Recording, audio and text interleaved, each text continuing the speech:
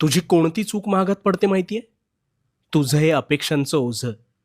आता तू म्हणशील कोणत्या अपेक्षा? सांगतो. सगळं काही उलगडून सांगतो. शांतपणे ऐक फक्त.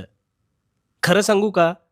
तू दिवस पुढे ढकलतोस, पण तू आयुष्यच जगत नाहीस. म्हणजे उद्या पाऊस पडेल का? हे तू सांगू शकतोस का? अरे उद्या काय? तू पावसाळ्यात कधी पाऊस पडेल आणि कधी नाही, याची शाश्वती देऊ शकत नाहीस. पण तुझ्या प्रियजनांकडून, त्या लोकांकडून मात्र अवास्तव अपेक्षा ठेवतोस.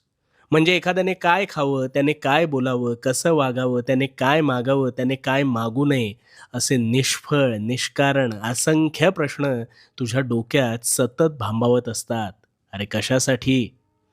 ह्याने वेळ आहे ना, हा वेळ तुझा खर्ची होणार आहे आणि समोरील व्यक्तीला काडी मात्र काही फरक पडणार नाही. सापशिडीचा खेळ खेळताना ज्यावेळी तू फासे